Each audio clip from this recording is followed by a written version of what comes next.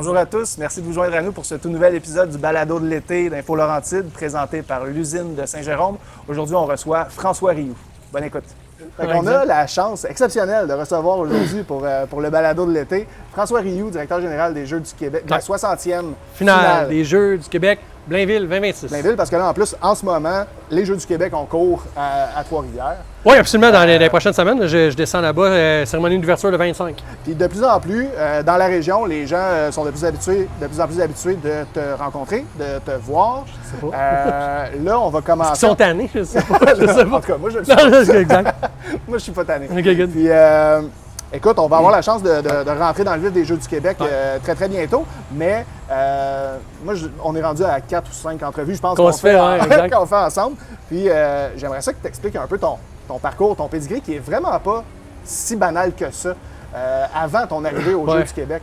Mais tu sais, encore, il y a souvent des gens qui me disent ça, mais tu sais, en même temps, c'est mon parcours. C'est pas mieux qu'un autre, c'est juste le mien, puis ces choses-là. Moi, écoute, à la base, je suis un gradué de l'université américaine. Fait que moi, j'ai joué au tennis très longtemps, bourse d'études, ceux qui sont familiers là, avec le circuit américain NCAA. Moi, j'ai joué NCAA aux États-Unis en tennis. J'ai fait mes 4 ans là-bas, commencé en admin.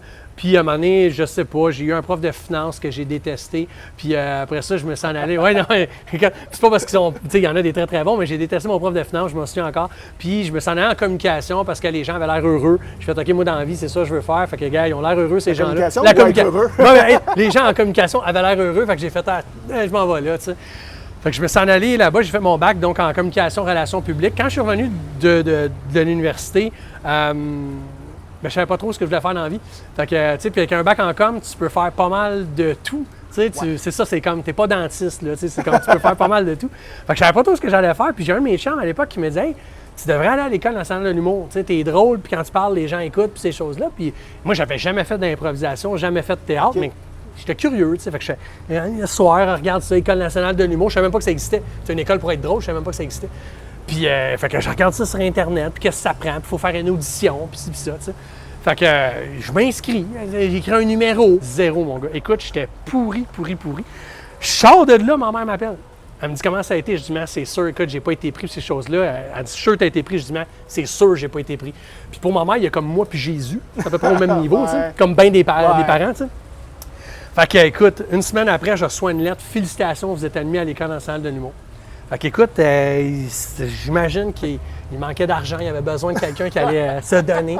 Fait que finalement, écoute, je passe par l'École nationale de l'humour, fait que je fais mes années là-bas, je fais une tournée après ça.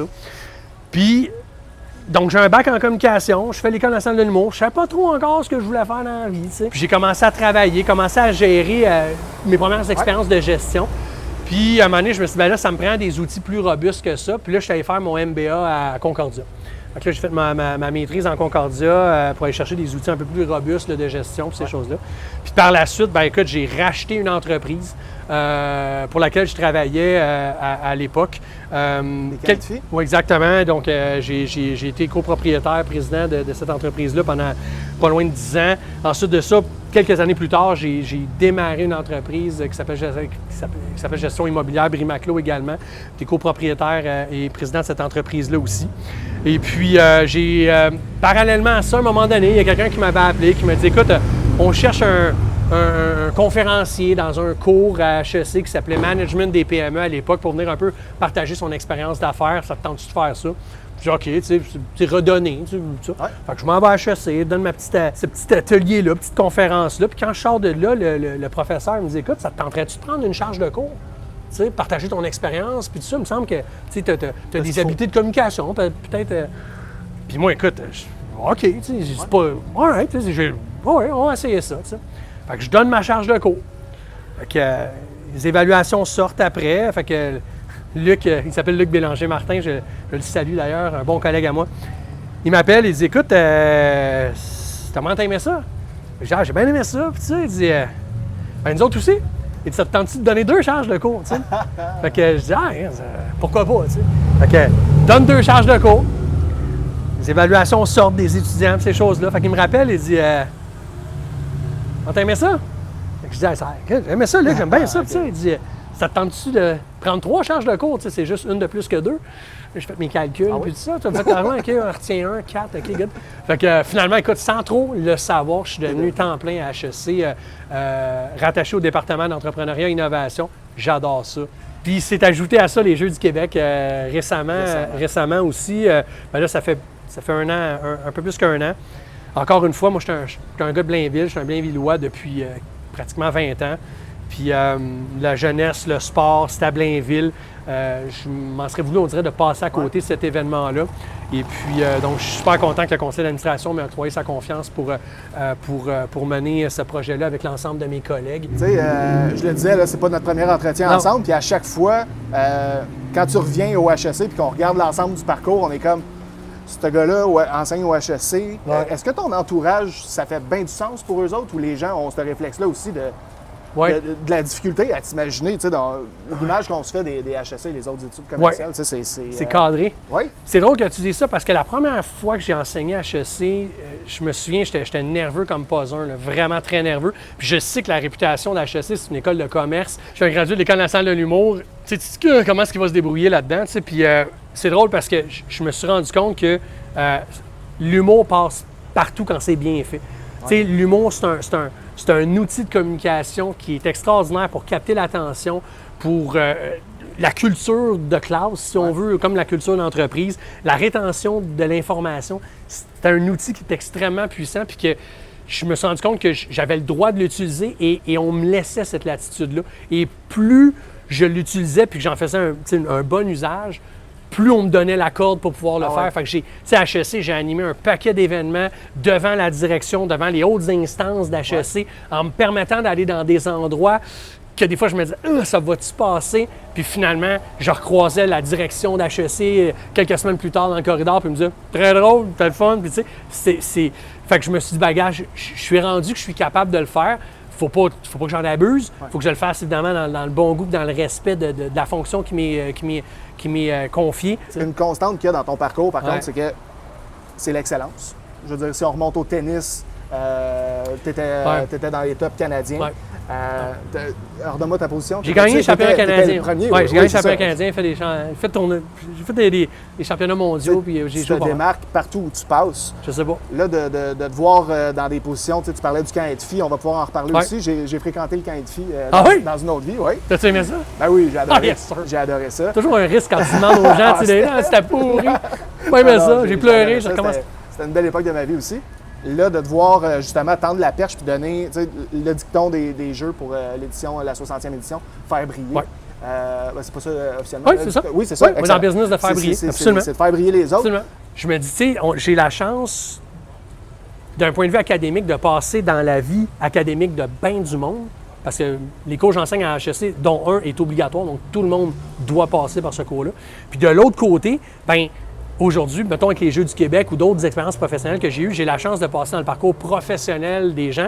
Puis ça aussi, ça peut avoir un impact sur la carrière de quelqu'un éventuellement, puis ce que cette personne-là va faire. Fait que aux Jeux du Québec, je le sens beaucoup, puis je le fais avec plaisir. Tu sais, je me dis pas, ben je dois le faire. C'est que j'ai un plaisir d'accompagner ces jeunes-là dans leur premier emploi, deuxième emploi, pour essayer d'être la meilleure inspiration possible, guide possible, donner des fois, c'est un outil, une phrase qui va faire en sorte que ça va avoir un impact sur la continuité des carrières de ces gens-là. Fait que pour moi, c'est sûr que ça, c'est extrêmement valorisant au-delà du projet en tant que tel, d'être capable de faire briller mes collègues, de faire briller les gens qui permettent d'avoir un succès. Par exemple, nos partenaires financiers, je veux les mettre de l'avant parce que c'est important. Si on n'a pas ces gens-là, on n'est pas capable de faire les Jeux du Québec. Tu sais, les bénévoles, je veux faire briller les bénévoles. Je veux qu'il y ait des bonnes conditions qui apprécient ce qu'ils vont venir faire pour nous autres parce que pas de bénévoles, pas de Jeux du Québec. Le besoin en bénévoles, c'est énorme. Ah, c'est énorme. C'est 2500. C'est 2500, 2800.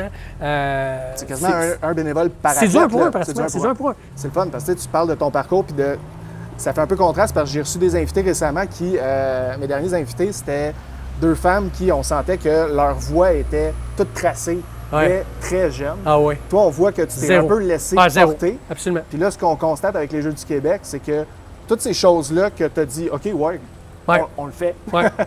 Toutes ces choses-là viennent finalement pogner ensemble. Absolument, comme un casse-tête, ça vient s'imbrider ensemble. Écoute, guidé par l'instinct, guidé par des opportunités. Des fois, il y a des moments où je me dis c'est peut-être trop gros pour moi, je fais-tu pareil, puis je l'ai fait, puis ça m'a amené à une autre piste. Mon Dieu, on parlait d'Edfi International. J'ai rencontré le propriétaire d'Edfi à la fin d'un des spectacles que j'ai fait à Saint-André-Mathieu à Laval, qui m'a dit « Qu'est-ce que tu fais, toi, le reste de l'année? » Puis écoute, j'avais un bac en com, puis je venais de finir l'École nationale de l'humour, fait que mon agenda n'était pas complet. Là. J'avais de l'espace. Là, si je sais calculer, moi aussi, t'es arrivé à la tête d'Edfi, t'avais pas 30 ans encore. Je pense que j'avais 30 ou en tout cas, j'étais sur le bord. C'est quand même, tu sais, c'est une grosse institution. Une très grosse institution. Très grosse institution au Québec. Je veux dire, c'est une institution. Donc, 65 ans.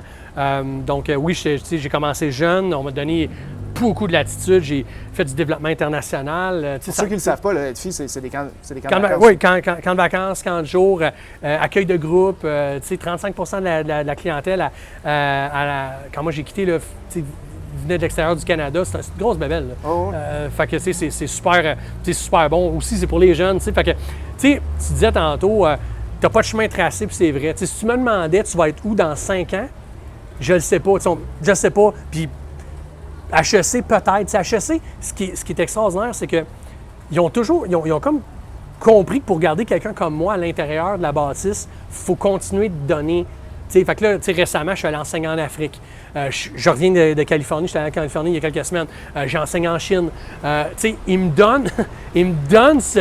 Excuse-moi, dans chacune de nos entrevues, il y a un moment où est-ce que je me rappelle, mon parcours n'est pas excellent. Puis là... Mais non, mais c'est parce que c'est le mien. L'autre, tout le monde a des parcours extraordinaires. Excuse-moi, je ne voulais pas te couper. Enseigner en Chine. Non, c'est ça. Puis ce que je veux dire, c'est que ça a été très, très bon. Ça a été très, très bon, puis ça m'a amené à... Mais ce que j'ai réalisé, c'est que ce qui peut-être est le fil conducteur de tout ça, c'est les jeunes, le sport, la gestion, puis avoir un impact. Ça, pour moi, c'est important aujourd'hui, d'avoir un impact sur la communauté, sur les gens qui viennent dans les événements. C'est bien important pour moi. Je me dis toujours, je suis aussi bon que la dernière chose que j'ai fait. J'essaie d'être le plus hot possible pour que, quand je pars, les gens disent « Hey, écoute, tu cherches quelqu'un, François Rioux, écoute, ça va être fait, ça va être bien fait, ça va être... » C'est tout ce que j'essaie de faire. Ce qui est intéressant dans ce que tu dis là, j'ai eu la chance de te rencontrer, toi, avec ton équipe des Jeux du Québec.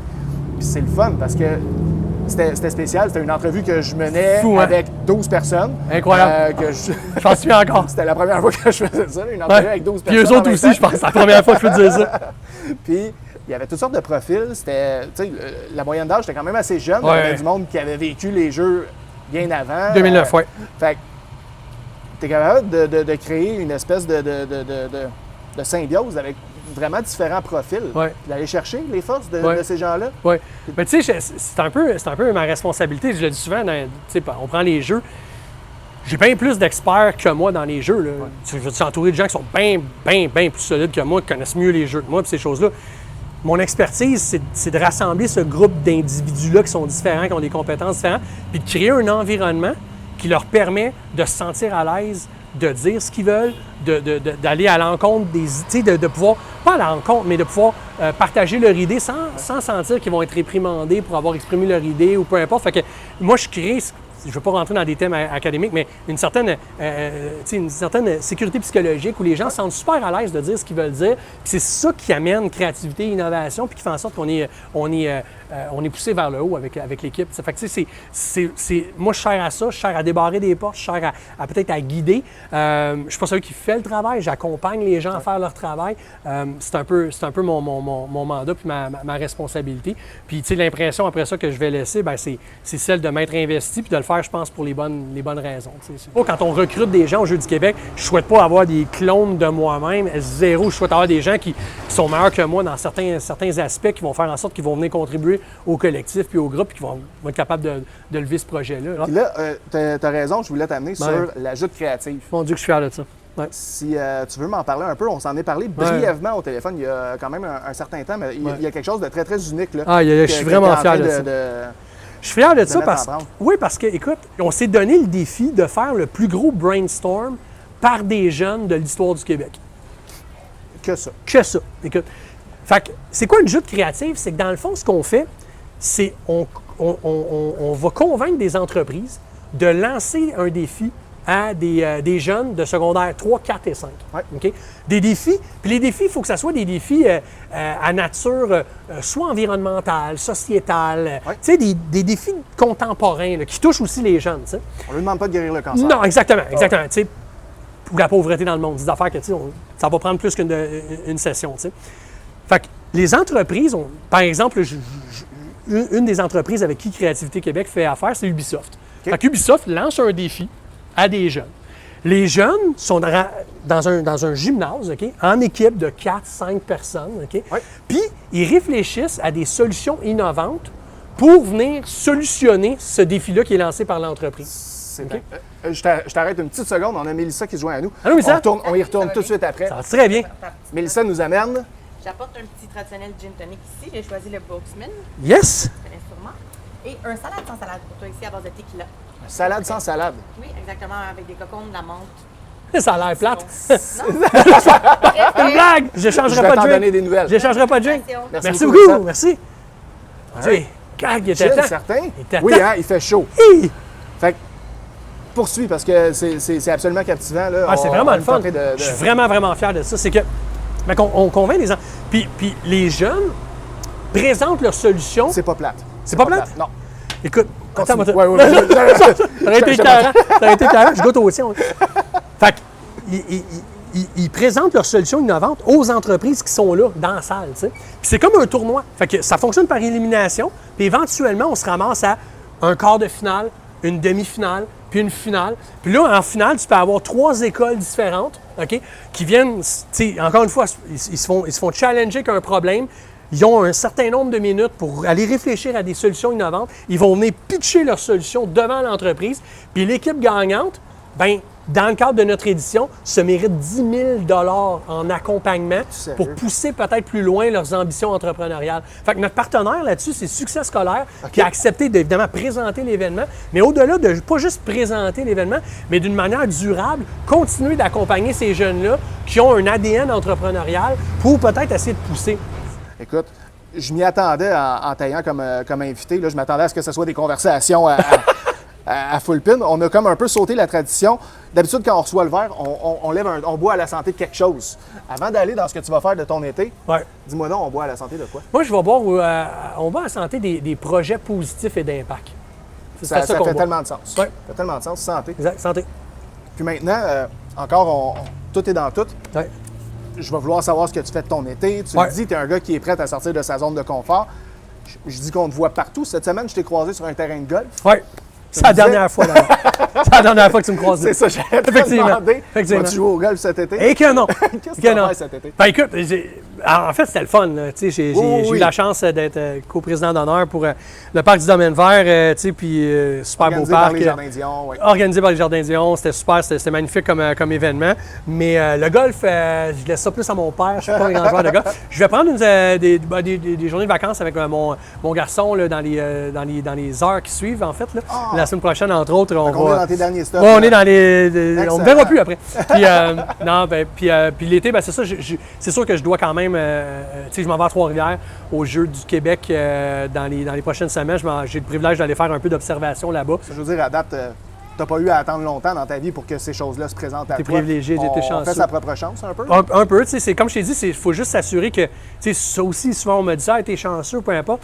Tu sais, c'est que les opportunités sont là pour tout le monde. C'est qu'à un moment donné, quand tu as une opportunité puis que tu performes très bien, bien, normalement, des fois, ça va aider à débloquer une autre porte, puis une autre porte, puis une autre porte. Puis, tu sais, c'est tout le temps ça. Chaque vitrine que j'ai, des fois, écoute, si tu savais, Danny, là, je suis allé faire des affaires, là, j'ai le goût de raconter ça.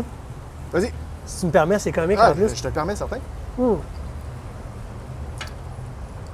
Moi, il y a quelques profs que je vous vois à HEC Montréal, dont un qui a écrit à peu près la moitié des livres d'HEC, avec des titres aussi diversifiés que Entreprendre, Oser entreprendre et Entreprenons.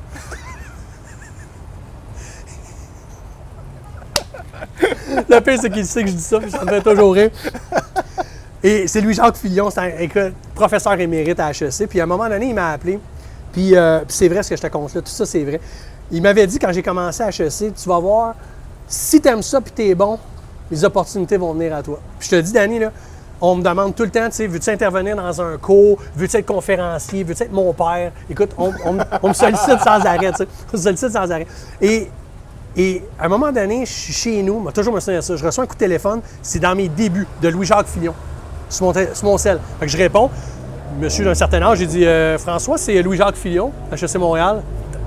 Oui, monsieur Fillon, oui. Vous allez bien, oui? Il dit j'ai pensé, je voulais savoir si tu as un intérêt pour venir donner une conférence dans un de mes cours. Je dis monsieur Fillon, merci beaucoup, merci d'avoir pensé à moi, c'est un privilège, merci d'avoir mon numéro de cellulaire, je l'apprécie beaucoup, tu sais. Je lui dis envoyez-moi quelques disponibilités puis je vous réponds rapidement. Et j'avais pensé à toi pour demain. OK, je vais répondre très rapidement, finalement. Je dis demain, c'est ça. Je dis demain, c'est bon. Il y a des gens qui aiment ça planifier, mais pas moi. Fait que, il dit j'enseigne un cours au diplôme d'études supérieures le soir de 18h45 à 21h45. C'est bon. C'est bon parce que moi, j'avais enseigné le matin. J'étais revenu sur mon bureau, ça arrive nord. Fait qu'avoir la chance de retourner dans le centre-ville le soir, ben oui. Qui cracherait là-dessus?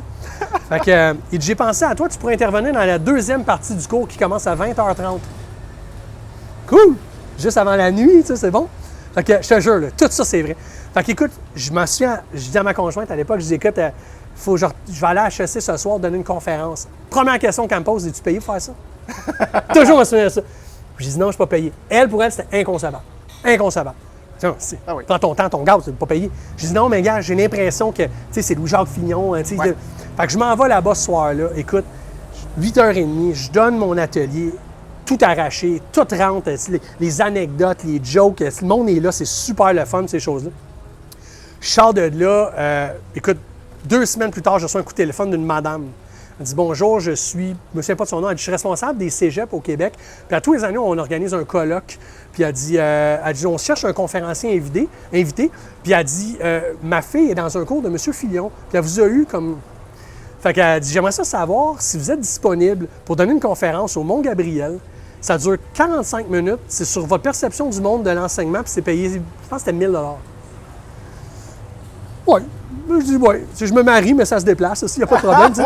J'étais retourné à ma conjointe et j'avais dit 45 minutes, 1 000 pour vous donner mon opinion sur la perception du monde de l'enseignement.